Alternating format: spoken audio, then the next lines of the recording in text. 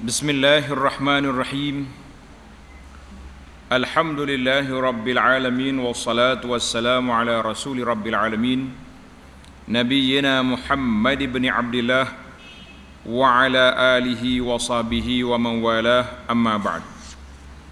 Sambungan pelajaran kita dalam kitab Riyadhus Shalihin, bab yang ke-56, bab fadlil ju'i wa khushunatil 'aishi والاقتصار على القليل من المأكول والمشروب والملبوس وغيرها من حظوظ النفس وترك الشهوات. Bab keutamaan lapar. Kehidupan yang sederhana, tidak mewah,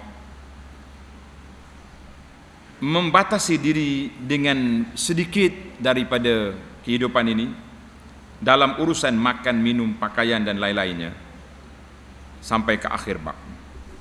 Alhamdulillah kita telah bincang dalam bab ini telah dibincangkan. Sambungan kita pada kali ini hadis yang ke-497. Hadis 497. Wa an Abi Hurairah radhiyallahu anhu qala kharaja Rasulullah sallallahu alaihi wasallam zata yaumin aw lailatin fa idza huwa bi Abi Bakrin wa Umar radhiyallahu anhuma faqala. Tengok terjemahan. Hadis ini panjang, anak terjemah sikit-sikit. Baru kita rasa kemanisan lafzun nabawi ataupun lafaz hadis itu sendiri. Daripada Abu Hurairah radhiyallahu anhu, dia berkata bahawa pada suatu hari Rasulullah sallallahu alaihi wasallam keluar, Nabi keluar daripada rumah dia, kemudian bertemu dengan Sayyidina Abu Bakar dengan Umar. Nabi tanya, faqala, Nabi bertanya, ma akhrajakuma min buyutikuma hadhihi as-sa'ah? Qala al-ju' ya Rasulullah. Masya Allah. Qala wa ana. Allahu akbar.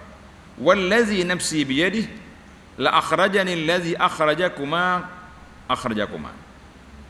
Nabi tanya, dua sahabatku, mengapa kamu berdua keluar rumah pada waktu ini? Duk berjalan beraya tengah jalan ni, kenapa keluar daripada rumah saat ini?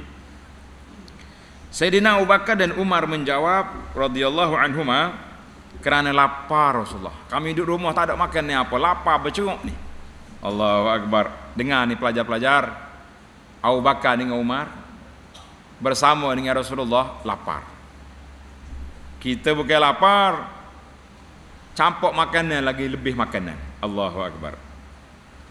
Jawab Nabi sallallahu alaihi wasallam, demi zat jiwa berada dalam genggamannya, aku juga lapar. Aku keluar rumah ni sebab lapar ni. Masya-Allah tabarakallah. Kata Nabi, quma faqama ma'ahu fa'ata rajulan minal ansar fa iza huwa laysa fi baitihi falamma ra'athu al-mar'atu qalat marhaban wa ahlan. Dengar ni. Nabi kata, mari kita pergi sama-sama. Mari kita pergi sekali. Kedua sahabat pun pergi bersama Rasulullah sallallahu alaihi wasallam mendatangi rumah salah seorang daripada sahabat di kalangan Ansar. Biasa orang Ansar ni orang ada kebun. Biasa kebun ni ada makannya lah. Bukan kebun getah. Kalau kebun getah tak ada apa juga, takkan nak makan buah getah kita. Dah. Mari kita pergi. Bila Nabi sampai ke rumah sahabat tadi, dia tidak ada. Allahu akbar. Dia tak ada di rumah. Tetapi sahabat tersebut tiada di rumah. Ketika itu isteri sahabat itu melihat mereka, isteri dia tengok Nabi dengan Sayyidina Abu Bakar dengan Sayyidina Umar, oi orang besar mari. Dia segera menyambut dengan kata-kata ahlan. Dia kata apa ni? Marhaban wa ahlan. Ingat ni, kalau kita orang kita rumah kita kata marhaban wa ahlan. Selamat datang, silakan. Rasulullah sallallahu faqala laha Rasulullah sallallahu aina fulan qala dhahaba yasta'zibu lana al-ma. Nabi tanya, di mana fulan? Suami awak mana? Dia menjawab, dia sedang pergi mengambil air tawar. Bukan air tawar jampi ni. Mana air yang ada telaga yang rasa tawar sedap. Sebab telaga di Madinah ni dia tanah dia masin. Air dia payau, tu apa sedap. Jadi ada telaga hok sedap diminum, dia pergi ambil air sana. Iz ja'al ansari fanazara ila Rasulillah sallallahu alaihi wasallam wa sahibaihi thumma qala alhamdulillah ma ahadun al-yawm akrama adyafan minni fantalaqa faja'ahum bi'izqin fihi busrun wa tamrun wa rutabun faqala kulu. Allahu Akbar. Bila balik sahabat Ansar ini balik, tuan rumah dia ni balik, dia pun terkejut tengok, Masya Allah, Rasulullah ada di sini. Allahu Akbar. Sukalah dia kan, suka sangat Rasulullah ada di rumah dia. Dia pun kata, alhamdulillah, pada hari ini tidak ada seorang pun yang mempunyai tetamu yang lebih istimewa, lebih mulia daripada aku. Oh, happy sangat dia. Kemudian dia pergi mengambil tandan kurma. Dia tak kerak tandan kurma yang berisi kurma hampir masak. Sedap tu. Dengar sedap tu kan. Dia panggil fi busrun. Busrun ni kurma hak putih lah kita. Kurma segar hampir masak. Dan busrun, tamrun, tamar tu hak masak dah. Warutabun hak kuning nak masak. Sedap. Kita kunyah sedap ni. Kan. Seraya berkata, kulu, silakan makan. Jemput makan. Dia letak buah tamar ni, makan. Itu makan nebok dia. Wa akhazal mudyata faqala lahu Rasulullah sallallahu iyyaka wal halub fazabaha lahum faakalu minasyati wa min zalikal izqi wa syaribu. Allahu Akbar. Lepas dia suruh Nabi makan tamar, dia pun ambil pisau. Maka laki-laki itu pun ambil pisau. Ambil pisau adalah. Maka Rasulullah menegurnya, aku harap kamu tidak sembelih kambing yang punya susu. Jangan sembelih kambing, ibu kambing susu tu. Sebab rugi lah. Kita nak minum susu dia, anak dia lagi. Pergi cari bapak tu. Cari hak tak susu. Maknanya itu dipanggil nasihat. Jangan ambil besar, ambil kecil-kecil dah lah. Maka lelaki itu pun menyembelih kambing untuk mereka. Kemudian Nabi SAW makan daging kambing dan kurma yang masih ada di tandan itu serta minum bersama-sama. Allahu Akbar.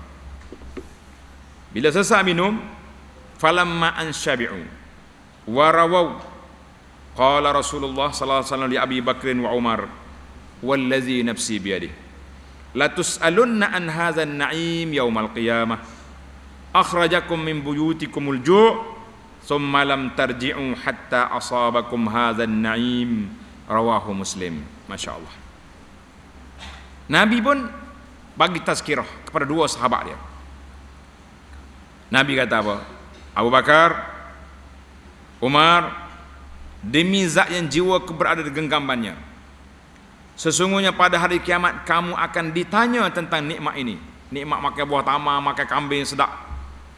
Kamu keluar dari rumah kamu dengan perut lapar, kemudian kamu tidak kembali sehinggalah kamu menikmati jamuan ini. Masya Allah. Balik-balik perut kenyang. Hazal hadis rawahu Muslim. Tengok perkataan-perkataan yang pelik ni. Perkataan yang pelik ni apa dia? Yasta'zib artinya mencari air tawar, air yang sedap diminum. Al-izqu dengan makna tandan kurma, dahar kurma. Al-mudiyah dengan makna pisau. Baiklah, kita baca Adapun orang Ansar yang menerima kehadiran Rasulullah sallallahu alaihi wasallam itu, siapa dia nama dia? ialah Al-Haytham. Tulis pelajar ya. Nama dia Al-Haytham Ibnu Tayyihan. Baru ada nama kan. Tidak main Ansari. Nama dia Al-Haytham bin At-Tayyiham. Comel nama dia. Demikian dijelaskan dalam hadis riwayat Tirmizi dan lainnya. Sebut nama. Maknanya pertanyaan mengenai kenikmatan ini bermaksud banyaknya jumlah nikmat, bukan pertanyaan sebagai olok-olok dan penyiksaan. Tidak.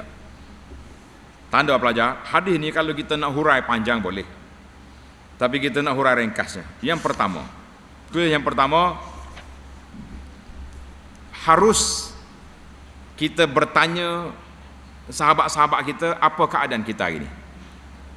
Contohnya, kita tahulah suasana gawat, musim PKP, na'udzubillah lah. Nah, kalau PKP mari semula berat kita.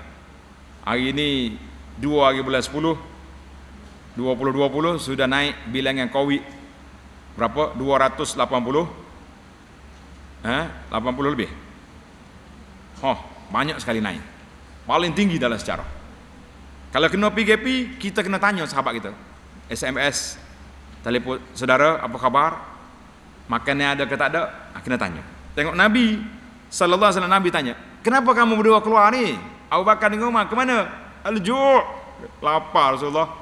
Nabi kata, "Aku lapar juga." Itu satu. Yang kedua, tak tulis nombor. Kalau kita lapar, jangan tunggu di rumah ya, berguling lah, gilah cari rezeki. Macam-macam rezeki kita ada. Alhamdulillah. Kan? Kata orang, li'anna as-sama' la tumtiru zahaban wala fiddah. Langit tidak menurunkan hujan emas atau hujan perak. Dia tu hujan, pergi cari lah. Makannya pokok-pokok kayu banyak.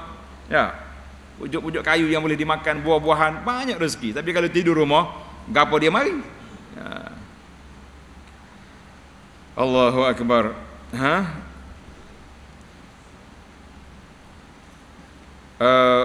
Yang ketiga, harus kita mencari makanan di rumah sahabat-sahabat kita yang kita jangka dia ni ada makanan. Kalau kita lapar pergi rumah dia. Boleh ya? Yang keempat, kita boleh menerima tetamu dengan cara yang baik. Ahlan wa marhaban, selamat datang, seleka, silakan, boleh berlaku. Yang keberapa dah? Berapa dah? 5. 6. Rezeki seorang hamba Allah Ta'ala ini berbeza-beza. Ada luas, ada sempit. Yang ketujuh, harus seorang perempuan menyambut kedatangan tamu suami dia dengan syarat. Ingat mana kalau mau orang mari rumah kita, suami kita ada atau suami kita tidak ada. Kalau suami tidak ada, tidak boleh dibenarkan orang laki-laki itu masuk dalam rumah. Nabi tak masuk rumah, dia duduk bawah pokok. Dia tunggu di bawah pokok, duduk situ ya. Maknanya kalau suami tidak ada, isteri boleh kata, "Selamat datang, silakan jemputlah duduk. Suami saya pergi kedah sekejap, dia balik kejap lagi." Tapi jangan, buka pintu, sila. Tidak boleh masuk dalam rumah yang tidak ada suami. Tunggu dulu, sabar. Maka tanda di antara syarat-syarat orang perempuan menerima tetamu suami dia, syarat dianya mutasattirah. Dia kena menutup aurat dengan sempurna. Tutup aurat comel-comel. Jangan mari tu pak cik dia tak ada tu, berkemai kata. Jaga. Pala lah gitu dah. Ada setengah makcik kita ni kak, gitulah. Pakar tak tutup aurat, keluar mari, jangan. Dengan baju-baju kelawarnya masuk. Syarat yang kedua, aminatil fitnah. Kedatangan orang ini tidak menimbulkan fitnah. Tidak menimbulkan fitnah. Mana dia mari itu memang sahabat suami kita yang kita tahu dia ni jujur, orang yang baik, orang yang soleh, baru kita terima. Tapi kalau jenis, bahasa jenis suka mengenak ke orang perempuan, suka mengorak orang perempuan, walaupun orang panggil, orang Kelantan kata hok jenis gelenya, menggatal, pakai suruh hanuk pergi royak ke pocik, abah tak ada rumah, balik. Jangan duduk keluar.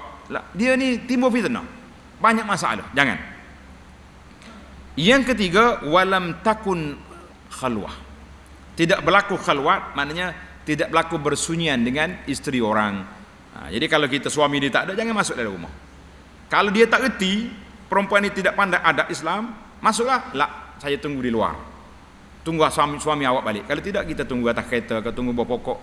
Jangan dimasuk. Ini di antara adab-adab orang perempuan menyambut kedatangan suami tetamu suami dia. Dan tak salah sibuk-sibuk. Dia boleh angkat makanan letak, lepas tu dia masuk. Jangan duduk buah sekali. Setengah orang tu dah, dia pula buah banyak pada suami dia pula. Jangan.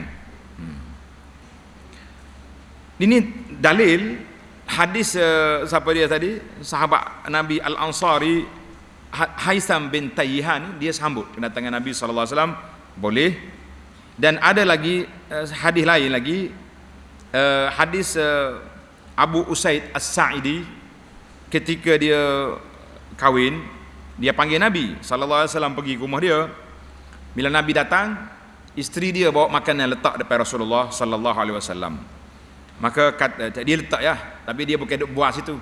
Mana sekadar letak, lepas tu pergi. Itu dibenarkan dengan syarat-syarat tutup aurat dengan sempurna dan tidak menimbulkan fitnah. Kalau timbul fitnah, jangan keluar. Tak payah keluar. Kita letak je tepi, bagi tahu suami, ambil air tu, habis. Itu yang terbaik. Tapi zaman kita ini begitulah. Suasana masyarakat gini ada kebebasannya sedikit, tapi bebas yang terkawal. Bebas yang terkawal. Baik, kita pergi kepada hadis yang ke-498. Hadis kita kali ini panjang-panjang. Wa an Khalid bin Umair al-Adawi qala khatabana Utbah bin Ghazwan wa kana amiran 'ala al-Basrah fahamidallah wa asna alayhi thumma qala amma ba'du fa inna ad-dunya qad azanat bisurmin wa wallat hazza'a wa lam yabqa minha illa subabatun kasubabatil ina yatasabbuha sahibuha wa innakum muntaqiluna minha ila darin la zawala laha fantaqilu bi khairi ma bi hadratikum. Allahu akbar. Ila akhiri al-hadis. Hadis ini panjang, kita bagi pada terjemahan. Daripada Khalid bin Umar al-Adawi, dia berkata, apa? Berkata Utbah bin Ghazwan yang memegang jawatan gubernur di Basrah, Iraq. Utbah berkhutbah di hadapan kami. Dia mula dengan puji Allah Ta'ala. Alhamdulillah. Kalau kita nak khutbah, kita kena mula Alhamdulillah nahmaduhu wa nasta'in. Kemudian sampai kepada amma ba'du, barulah kita mula cerita kita. Dia kata apa? Setelah dia memuji dan menyanjung Allah Azza, dan dia berkata, sesungguhnya dunia ini telah mengingatkan akan kehancurannya dan berlalu dengan cepatnya. Apa yang tertinggal dalamnya hanyalah sisa yang sedikit. Mana nak kiamat dah kita ni. Sisa yang sedikit. Seperti sisa air minuman dalam bekas yang dituangkan oleh pemiliknya. Sesungguhnya kamu semua akan berpindah daripada alam dunia ke tempat yang tidak ada pengakhirannya. Allahu Akbar. Maka berpindahlah kamu semua dengan berbekalkan kebaikan.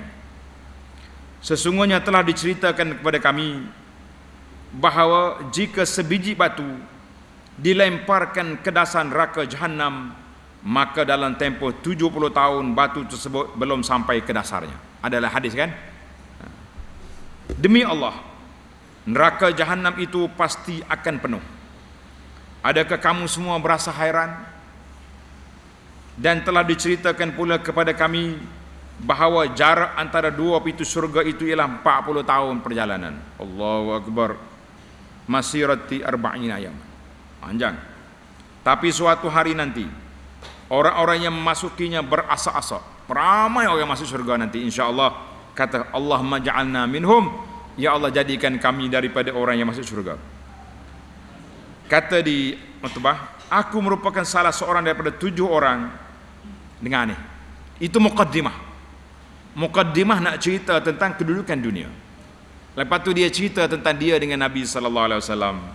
Dia kata, aku salah seorang daripada 7 orang yang bersama dengan Rasulullah sallallahu alaihi wasallam. Kami tidak mendapat makanan kecuali daun-daun pokok, tak ada makanan. Sehingga menyebabkan bibir kami pecah-pecah. Makan daun. Dan aku membahagikan selimut menjadi 2. Sejuk malam tak ada kain, dia koyok 2 kain, satu untuk aku dan satu lagi untuk Sa'ad bin Malik radhiyallahu anhu. Allahu akbar. Kita bahaya 3 lapis selimut, dia selimut belah 2 bagi setengah seorang. Sehinggalah aku menjadikannya kain sarung. Begitu juga Sa'ad. Tetapi sekarang tidak ada seorang pun dari kalangan kami yang tidak menjadi pemerintah di sesebuah daerah. Sesungguhnya aku berlindung dari diri kepada Allah, jangan sampai dalam pandangan diriku besar, padahal di sisi Allah Ta'ala kecil. Ini dia panggil insaf. Kami dulu nak pakai baju tak cukup, belah 2 kerak 2 kain, ambil sebelah seorang. Makan yang tak ada, makan daun kayu sampai apa? Sampai pecah bibir. Dalam riwayat lain, sampai kita berak keluar macam tahi kambing. Dia makan daun. Allahu akbar. Dia kata apa? Sekarang sudah hampir masanya kita nak kiamat. La ilaha illallah. Tengok hadis yang berikutnya. Hadis ini riwayat Muslim. Sambungnya hadis dia. Wa an Abi Musa al-Asy'ari radhiyallahu anhu qala akhrajat lana Aisyah radhiyallahu anha kisaan wa izaran ghalizan qalat qubida Rasulullah sallallahu alaihi wasallam fi hazaini muttafaqun alaih. Daripada Abu Musa al-Asy'ari, nama dia Abdullah bin Qais. Tulis nama dia Abdullah bin Qais radhiyallahu anhu. Dia berkata, Sayyidah Aisyah radhiyallahu anha mengeluarkan sehelai kain dan sarung yang tebal. Tebal makna kain kasar, bukan kain lembut, masya-Allah. Kepada kami seraya berkata, semasa Rasulullah sallallahu alaihi wasallam menghembuskan nafas yang terakhir, baginda memakai kain dan sarung ini. Kain baju inilah. Kain inilah Nabi pakai, mana kain hak kasar, bukan kain comel, licin. Itulah kehidupan Nabi sallallahu alaihi wasallam. Hadis ini muttafaqun alaih. Apa maksud dia?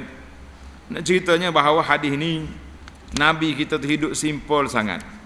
Hidup dia tu mudah-mudah, ya, tak ada duduk banyak payah, kan? Baik. Hadis yang ke-500. Wa an Sa'd bin Abi Waqqas radhiyallahu anhu qala, inni la awwalul arabi rama bisahmin fi sabilillah. Wa laqad kunna naghzu ma'a Rasulillah sallallahu alaihi wasallam ma lana ta'amun illa waraqul hublah wa hadha as-samar. Allah. Wa hadha as-sumur hatta in kana ahaduna la yada'u kama tada'u syatu ma lahu khaltun muttafaqun alaih. Daripada Sa'ad bin Abi Waqqas radhiyallahu anhu, dia berkata, sesungguhnya aku tergolongan orang pertama daripada bangsa Arab yang melepaskan anak panah dalam berjuang di jalan Allah. Jadi Sa'ad kata, aku ni salah seorang pemanah yang berjuang pada jalan Allah Ta'ala. Mana bisa dia. Dan sesungguhnya dengan ni kami berperang bersama-sama Rasulullah sallallahu alaihi wasallam tanpa berbekalkan makanan kecuali daun-daun pokok. Masya Allah, tak ada makanan.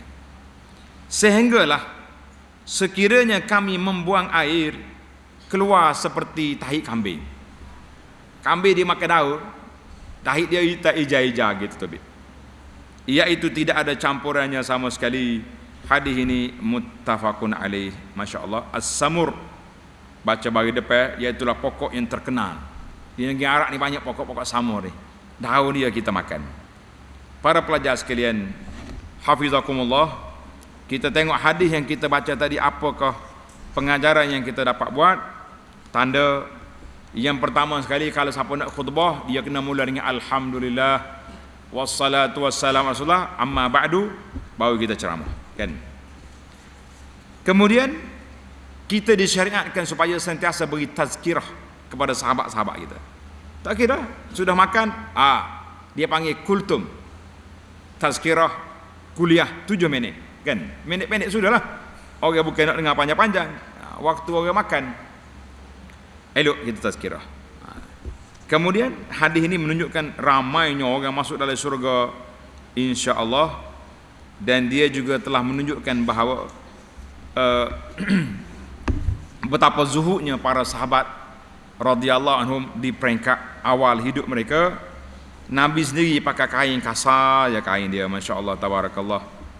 Dan kita juga dibenarkan, tulis pelajar, jawazut tahaddus bi nikmatillah, boleh ya kita menceritakan nikmat Allah Taala. Dulu kita susah makan daun kayu, berok pun macam tahi kambing yang keluar.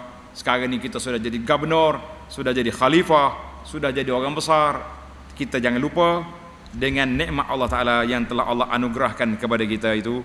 Baiklah, itu contoh-contoh bagaimana para sahabat sabar mereka menghadapi kesusahan, menghadapi kefakiran di saat mereka bersama dengan Nabi sallallahu alaihi wasallam.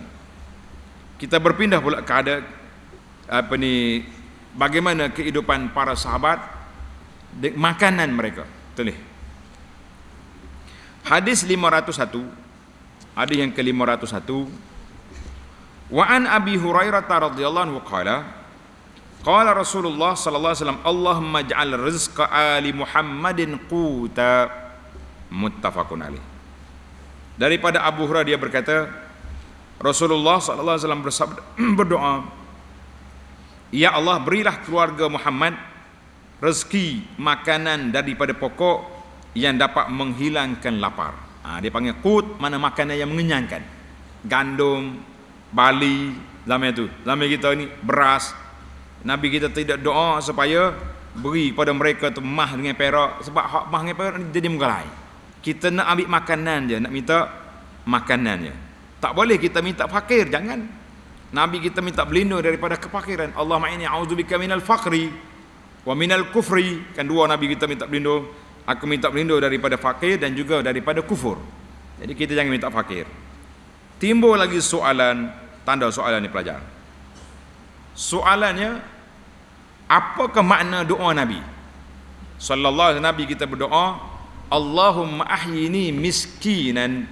Tengok, Allahumma ahyini miskinan, ya Allah, hidup aku dalam keadaan miskin. Maknanya kita adakah boleh kita minta miskin, kita minta fakir, sebagaimana Nabi sallallahu alaihi wasallam dalam hadis ini kata, Allahumma ahyini miskinan. Apa makna di sini? Tengok dah hadis sebagaimana yang telah disebut oleh para ulama. Hadis tentang Allahumma ahyini miskinan, bukan makna miskin tu dengan makna papa kedana, dengan makna orang panggil sesak lah. Miskin di sini para ulama mengatakan dengan makna ai mutawadhi'an. Tulis miskin dengan makna tawadhu'. Jangan kata miskin dengan makna miskin lah, duk minta dekah orang dak. Cuma ulama-ulama hadis pula bermasalah. Imam Nawawi tulis, kata Imam Nawawi, hadis ini isnaduhu dhaifun, sanad dia dhaif. Sanad mana hadis? Allahumma ahyini miskinan wa amitni miskinan wahsyurni fi zumratil masakin. Ya Allah, hidup aku miskin, mati aku miskin, kumpul sekali dengan orang-orang miskin. Maka Imam Nawawi kata tidak sahih. Ada juga ulama yang menafsirkan hadis ini, dia kata kalau sahih makna dia miskinan ay mutawadhi'an. Tulis miskin dengan makna tawadhu'. Hidup aku dalam sifat tawadhu'. Kumpul aku bersama dengan orang-orang tawadhu'.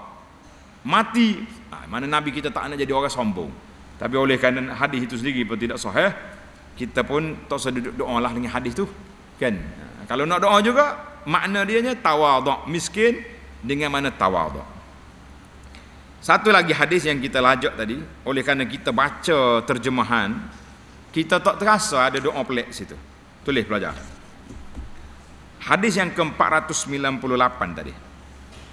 Hadis yang panjang. Hadis Utbah bin Ghazwan. Tengok doa di belakang sekali. 498. Tengok doa dia tu. Ujung sekali. Ujung hadis. Dia kata apa?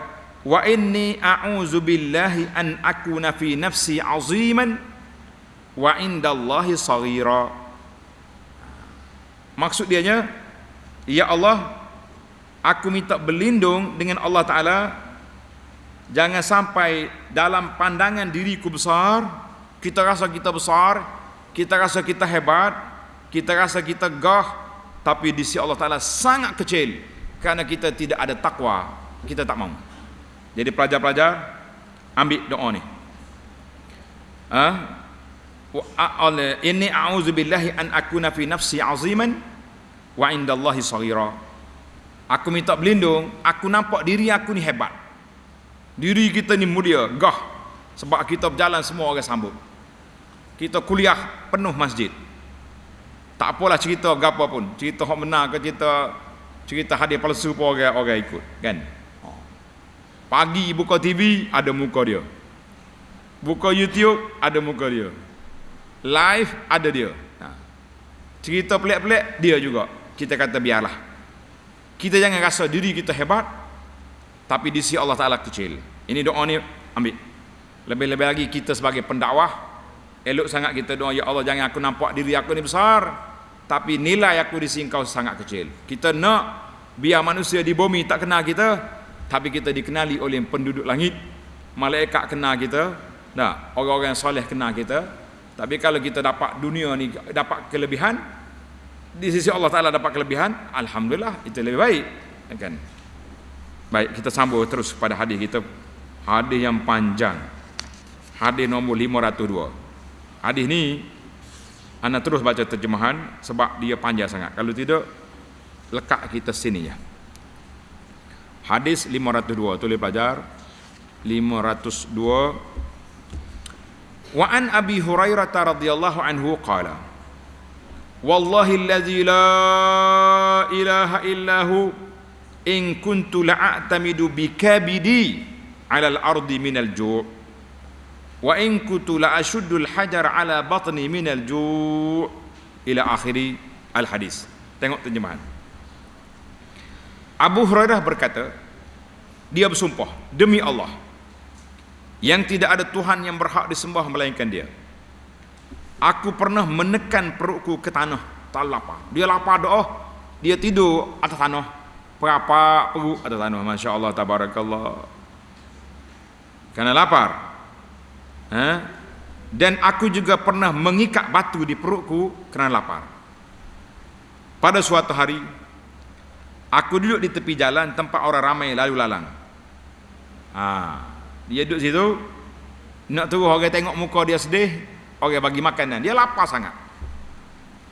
Kemudian Nabi SAW lalu di hadapan aku dan tersenyum ketika melihatku.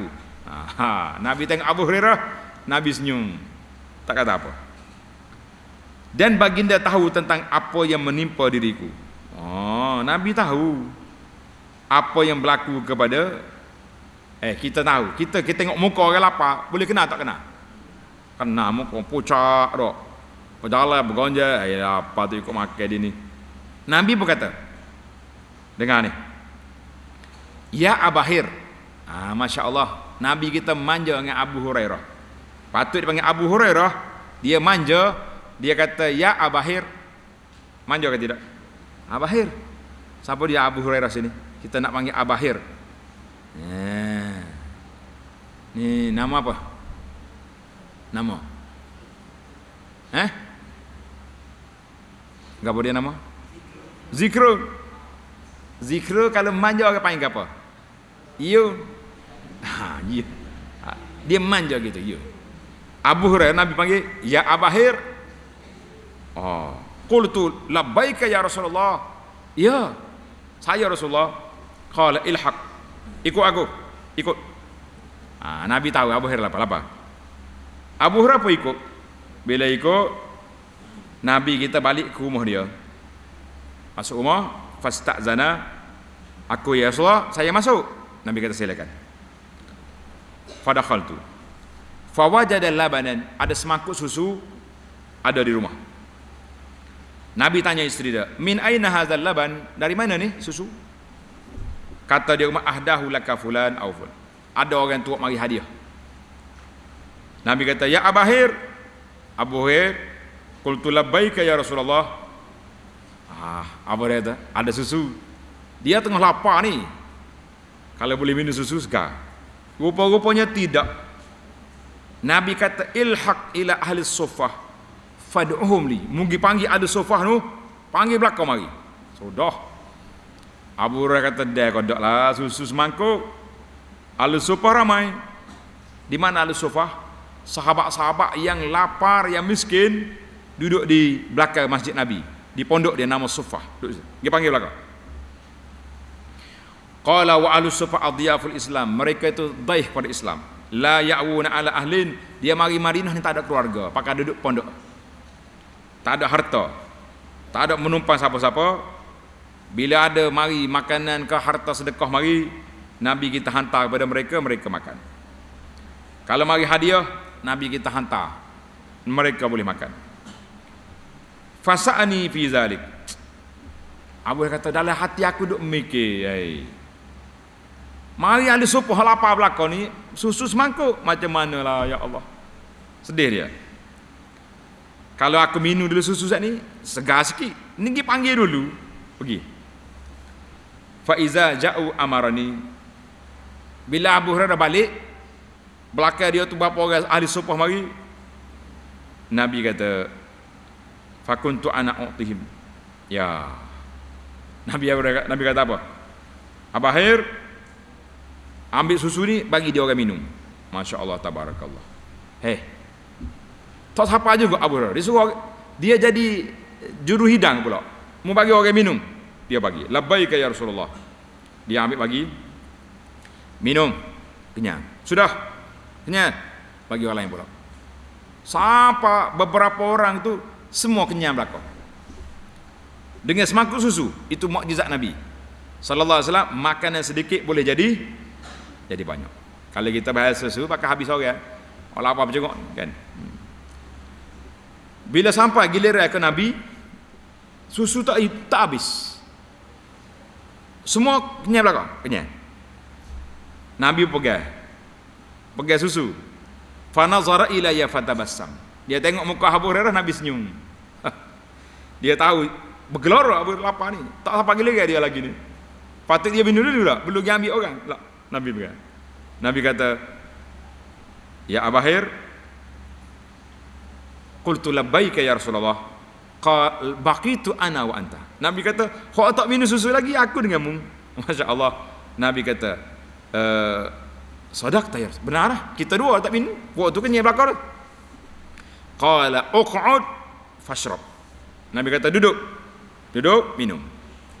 Fasharib tu dia apa minum? Minum, bismillah minum. Berhenti. Nabi kata, isyrab, minum lagi. Minum pula.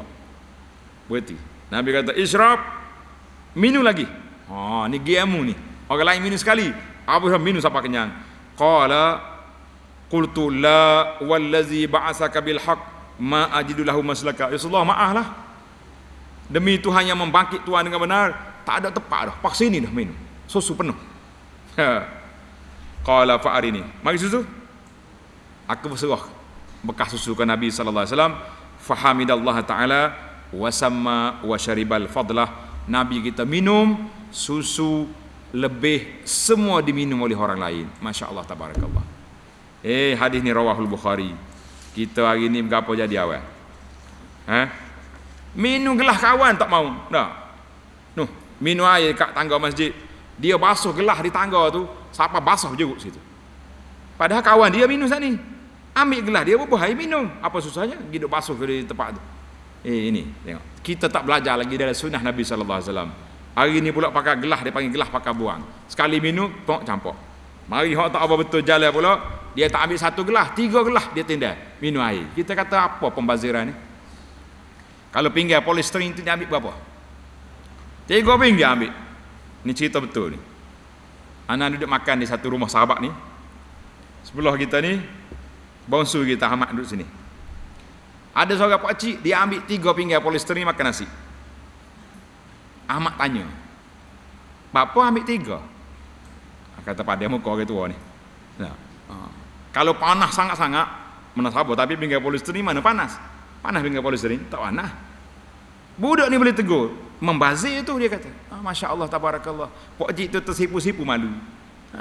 Dia ambil 3 kali tak apa, ambil 3 pinggan, ambil gelas pula 2-3 lapis. Kita kata ini tidak beretika, tidak beradab dalam majlis makan. Orang ambil kita nak bagi makan nasi 1 pinggan, kita bayar 3 pinggan, 3 lapis pinggan apa, 3 kali tambah tak apa, dah kita lapar kan. Baik, itu cerita kita. Kita balik ke cerita Abu Hurairah pula.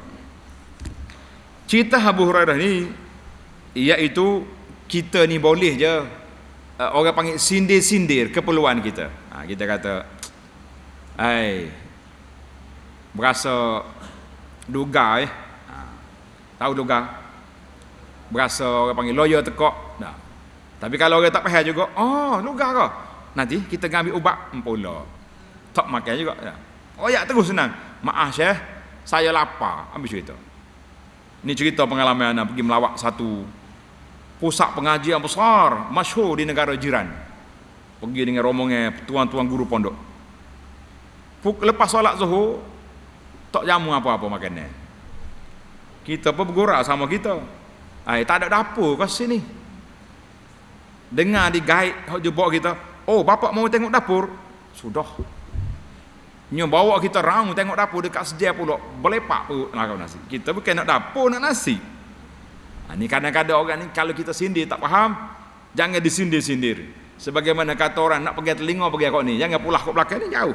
Nah, lapar, tak ada makannya kat sini. Restoran tidak ada. Rumah makan tidak ada, kita mau beli. Senang gitu. Ni main sindir-sindir ni sedia pula nyok raung dia cari dapur. Pada-pada. Baik. Di antara adab kita makan dengan ni pelajar, kita kena hollow ke orang sebelah kanan kita dulu. Orang duduk sini, silakan Pak Habib. Kita hok jowi minum orang, kita minum kemudian sekali. Last sekali baru kita minum. Itu dia panggil saqil qaum akhiruhum syurba. Pemberi minum air kepada orang, dia yang paling akhir minum. Jangan dia tai dulu, gok 3 tekak, minum lebih aku lah. Suruh orang kita minum dulu, baru kita minum. Dan boleh je kita suruh orang minum, boleh. Macam Nabi SAW, dia suruh isyrab, Abu Hurairah minum, berhenti. Nabi kata minum lagi, boleh. Mana kalau kita panggil orang mari rumah kita, boleh je kita suruh tambah. Silakan. Tapi kadang-kadang malu kita. Ustaz, tambah lagi Ustaz, tambah lagi. Jadi macam aku tu lapar sangat mari. Lah duduk mari ustaz semua. Suruh orang lain lah kita makannya, tak apa-apa duduk kau main. Jangan duduk ustaz lah. Duduk dia ya. Kita nak suruh orang nambah ni gini cara dia. Kita mari nasi tambah, buat mari gula tambah gula kambing ke apa, letak je depan tu. Dia ambil lah dia nak. Ni dak dia suruh tambah. Tambah. Dak. Setengah orang itu tambah tapi bunyi kacik lagi gigi. Saya dah tambah. Tambah dia bimbang takut orang makan kau belakang tu tak ada dah dalam tu. Makan sungguh dia ni berat. Supaya cerita nak dengar cerita kata sini. Kau nak pergi kita. Orang ni dia masak ikan. Kata di suami dia, keraklah ikan tu. Kita bagi sebelah tamu, sebelah kita makan. Isteri dia kata, suami kata tak apa. Puak-puak ni zuhud ni, puak ustaz belakang ni. Dia makan sikit-sikit ni, puak ni. Tapi tok ikan sedap. Syekh, dipersilakan. Masakan istimewa daripada hajah kita dalam. Sedap. Kita punya orang istimewa makan sedap. Bini duk ita belakang. Habis belah. Hok seorang kata, kena balik ni sedap ni. Balik tegak gagal dapur. Aku kata dah. Orang suruh kerak nak terbit semua, habis saja. Balik ni. Ninggal tu lah dalam ninggal ni. Kan? Baiklah. Kalau kita tak ada makanan, jangan akak semua. Jangan tunggu orang tak apa. Baiklah. Yang pentingnya kita boleh suruh orang tu tambah kalau dia nampak tidak jenis malu. Kalau orang malu jangan suruh. Dia jangan terlalu paksa. Setengah orang dia ambil makanan dia tok dalam pinggan kita. Macam kita ni pelahak sangat makan. Nah, jangan. Setengah orang tu dia berpantang. Timbangan dia tinggi, kan. Darah tinggi dia banyak kau, kita duk pasar makan kepala kambing pula jangan, balik kawai tu berjalan kau je. Nak naik darah. Susah kita. Belawai sungguh dengan Abu Hurairah. Abu dah lapar, kita duk main duk cakap makan pula dah. Banyak masalah. Baiklah. Abi dah cerita. Kita satu lagi tanda ni, adab. Bila kita beri benda kepada orang, kita yang holor. Jangan kata main holor-holor lah, itu tidak menghormati tetamu. Kita hok jual akak makan ni holor satu-satu. Ni dia panggil pasing-pasing lah. Setengah orang ni dia panggil pas-pas lah, pakai holor-holor. Jangan. Kalau kita nak bagi orang, kita holor. Pasal tu orang Arab, kalau dia letak air, dia letak dalam bekas panjang, dia pegang. Talai tu dia suruh kita ambil satu-satu. Kita sini masyarakat Melayu dah, kita holor tok sini kak. Apakah holor? Lah, tidak beradab dari sudut etika. Kita akak air tu kita tak orang tu holor satu-satu ambil, itu baru beradab. Seperti pramugara atas kapal terbang tu main holor. Dia tak main pasing-pasing. Tak ada. Itu dipanggil kaedah. Dia kata la yada'ur rajulu yatanawal rafiqah. Jangan suruh orang tu bas-bas tak boleh. Karena itu menghina tetamu. Panjang juga adab kita ni. Baik, kita pergi kepada hadis 503. Wa an Muhammad ibn Sirin, hadis 502 ni para pelajar sudah belajar dalam kitab kita dulu, kisah Nabi dan sahabat. Kisah Nabi sahabat kita baca di sini, tuan-tuan boleh cari di sana panjang, detail kita hurai tajuk ni. Ada 503 hadis. Wa an Muhammad bin Sirin an Abi Hurairah radhiyallahu anhu qala laqad ra'aituni wa inni la akhiru fi ma baina minbari Rasulillah sallallahu alaihi wasallam ila hujrati Aisyah maghshiyan alayya fayaji'u al-ja'i fayadha'u rijlahu ala unuqi wa yara anni majnun wa ma bi min junun wa ma bi illa al-ju' rawahu al-Bukhari. Daripada Muhammad bin Sirin, tanda pelajar. Muhammad bin Sirin ni seorang ulama salaf ayatun fil wara', seorang yang cukup wara'. Masya-Allah tabarakallah. Muhammad bin Sirin, orang sangat wara'. Siapa peringkat dia ni ahli perniagaan, akhirnya dia kena penjara dengan sebab terlalu wara'.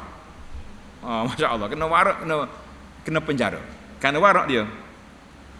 Muhammad bin Sirin ni dikatakan kalau dia tengah mengajar, tiba-tiba dia diam senyap. Orang cek tengok, rupanya mak dia mari. Hormat dia kepada ibu dia. Siapa peringkat, kalau mak dia ada, dia tak cakap banyak. Kita kalau mak ada, kita ya ada. Mak saya mari, happy, lopak. Apa dia lagu tu? Dia lopak gimana? Pergi kereta. Rebut ke apa?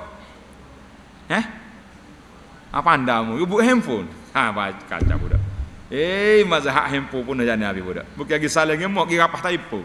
Punuh majlis. Baik. Tengok ni Muhammad bin Sirin kata, daripada Abu Hurairah radhiyallahu dia berkata, sesungguhnya aku pernah jatuh pengsan. Abu Hurairah kata dia pernah jatuh pengsan di antara mimbar Rasulullah sallallahu alaihi wasallam dan berhampiran dengan bilik Aisyah. Alah ke raudhah tu. Rebah situ. Kemudian datang seseorang kepadaku dan memijak leherku dengan kaki. Mana main pijak tekak ni? Kerana dia menyangka bahawa aku gila babi. Tahu gila babi histeria ni kena pijak tekak. Padahal aku tidak gila. Abu dah kata, aku bukannya gila. Aku terjadi begitu tidak lain hanya kerana lapar. Masya Allah. Abu Hurairah lapar, rebah beleping dalam masjid Nabi. Sebab apa? Sebab terlalu lapar, dia tidak ada makanan.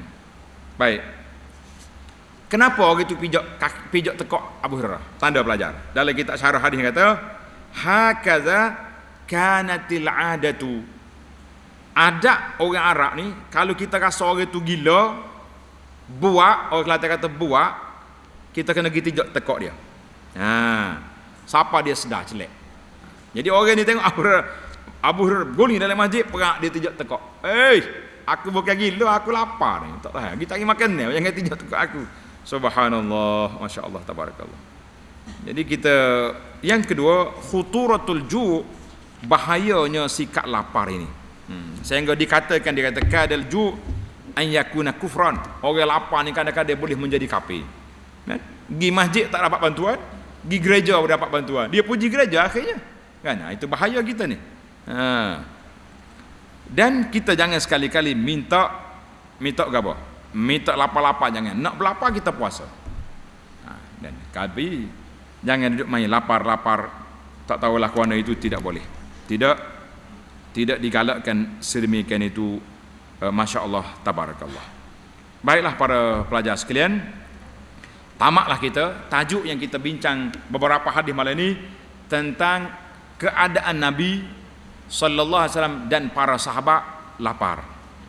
Tanda pelajar sikit lagi. Abu Hurairah masuk Islam kemudian, mutaakhir dia. Katanya di antara dia masuk Islam tu dengan wafat Nabi hanya 4 tahun dah. Kan? Tetapi dengar. Riwayat hadis berapa ribu hadis, 7,000 hadis dia riwayat dalam masa 4 tahun. Orang komplain, dia kata aksara Abu Hurairah. Abu Hurairah ni banyak sangat riwayat hadis ni mari mana? Dengar cerita. Dia kata orang Ansar sibuk dengan kebun. Orang Muhajirin sibuk dengan pasar, berniaga. Aku tunggu Nabi SAW di Sufah. Nabi kita keluar, aku ikut dia. Nabi nak pergi berperang, aku ikut dia. Nabi ngajar, tak pernah miss. Maka banyaklah ilmu dia walaupun dia masuk Islam mutaakhir. Ini sebab dia. Jadi mari puak Syiah attack Abu Hurairah. Dia kata Abu Hurairah banyak rekod hadis lah macam-macam. Kita kata mu tu jahat. Puak Syiah jangan duk tuduh Abu Hurairah jahat. Jadi para pelajar sekalian, kita kadang-kadang mari pondok kedian. Tapi kita boleh ilmu banyak sebab kita belajar sungguh-sungguh, kita bertalaki sungguh, maka orang tu lebih banyak ilmu daripada orang duduk lama tak mengaji. Saya duduk pondok lama ustaz. Kitab berapa betul khatam, tak mengaji sebutir habuk, duduk hangguk kepala yang orang mengajar. Bila nak reti? Ni ada pula ni hak mari duduk pondok saja, tak mari ngaji langsung. Mari masjid pun tidak. Ini lagi pula bahaya. Maka kita mengatakan bukan syarat duduk lama, syarat kena belajar banyak. Insya-Allah dengan kita belajar banyak, kita akan dapat ilmu yang banyak insya-Allah. Jadi para pelajar sekalian, kita akan sambung hadis 504 di bawah tajuk bagaimana Nabi sallallahu alaihi wasallam menggadaikan baju besi dia kerana nak berhutang makanan. Insya-Allah dalam siri yang akan datang. Subhanakallahumma wa bihamdika asyhadu an la ilaha illa anta astaghfiruka wa atubu ilaik. Wa sallallahu ala nabiyyina Muhammadin wa ala alihi wa sahbihi ajma'in. Walhamdulillahi rabbil alamin. Wassalamu alaikum warahmatullahi wabarakatuh.